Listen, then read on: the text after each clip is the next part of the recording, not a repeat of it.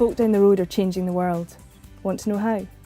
They're using an approach called transition to look at issues that are affecting more and more of us and that will eventually affect us all. They're looking at how we deal with the ever-increasing price of oil. They're looking at climate change. Cheap oil is coming to an end. We've developed our way of life on ways of doing things that have been made easier and sometimes even possible by ever-increasing amounts of oil. Our use of oil has directly led to the biggest environmental threat humans have ever had to face in the shape of changing climate. Oil is amazing stuff. The energy potential held in just 1 litre is equal to a person doing hard labour for 4 days. But as it becomes harder and more expensive to reach and process, fuel prices soar. And so does the price of bread. Lots of the processes that wheat has to go through to end up as a loaf in our hands are made possible by cheap oil. When oil becomes more expensive, that price is passed on to us through many of the basics that we need to live. Because it's about localisation, about putting people back in touch with their intimate connection again with their landscape and with their community. Transition works through community engagement by inspiring people. They move from a feeling of helplessness when faced with the overwhelming size of the climate change problem and what can I do as an individual and what difference will that make? It felt to me like it was a no-brainer really, that this is the way to go and this was the thing that I needed to get involved with. It was the environmental movement that was for me. For me, it's the first thing that's brought environmental projects and social projects much closer together because it's about your neighbourhood and it's about the people in your street and who you know. And then about what you can do collectively. We didn't say transition is a good idea, come and join us. We actually said, what are people interested in? The key to any community action is just the people who are wanting things to change are the community. But up and down the country, communities are looking at ways to live with much less oil. They're looking at how they get their food, at where their energy comes from, at how they can change the ways they travel. People are taking positive action now to make sure they're ready for whatever comes next. And instead of looking at what the future holds for them with fear, people are finding the communities they live in are becoming stronger, more connected, and more fun places to be. We now live in a society where a lot of people just work 9 to 5, commute, come back home again, and they don't really socially connect enough. And that makes it very difficult for us to face the challenges that we have. So by bringing events together and meetings and projects that take people out of their houses and get them to work together and socialise, we hope to try and use that strength to solve problems. It seems to me the issue that we can use, food is the issue we can use to mobilise a lot of people because everybody has to eat. It's also the one where we have lost our food culture and there is so much sort of restoration work to do on that. I think Scotland is actually, for a Western country, quite self-sufficient in many things. We're a nation that eat a lot of rubbish food in many places because of poverty, yet some of the best quality food comes from Scotland and it's exported at a high price. What seems to be happening, there's lots of different groups in different localities, some being urban, some being rural.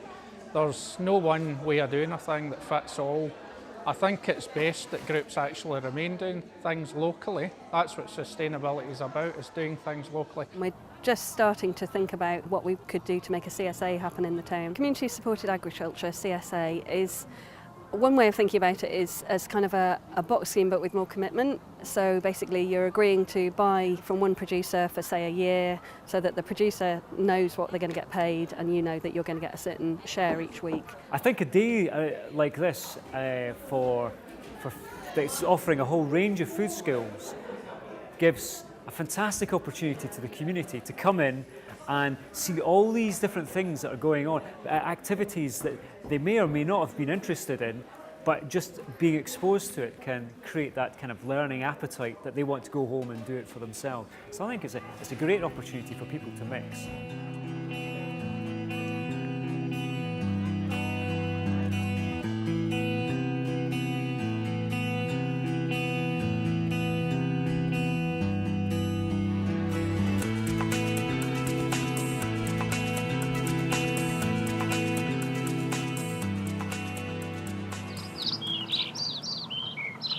We want to try and get away from the use of fossil fuels because of the fact that they're not going to be there forever, and we need to sort of start to think about what the transition movement would call the shock of losing our traditional heating methods. We're looking at things like energy saving, so we're organising events and activities to raise awareness about energy saving issues, working with householders to give them kind of quick and easy tips, show them things that they can do to save energy and save money as well at home, and using energy monitors for them to kind of see exactly how much they're using in real time. We have a home energy project called Switching On, Switching Off, which is involved in 2 tenement streets in South Edinburgh. We're also conducting a renewable energy feasibility study and other energy surveys in the street to find out what the best options for people are to save energy in their home. The Climate Challenge Fund has funded our purchase of an anemometer, so that if folk want to investigate setting up a domestic wind turbine, then we can lend them the anemometer to try out and see what their wind speeds are.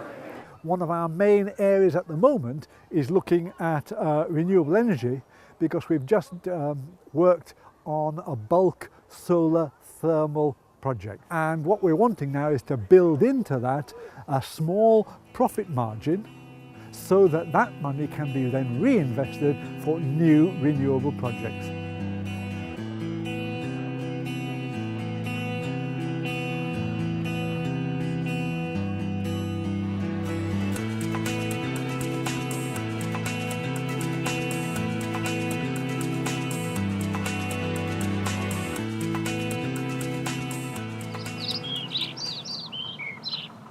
The majority of people are totally dependent on their cars.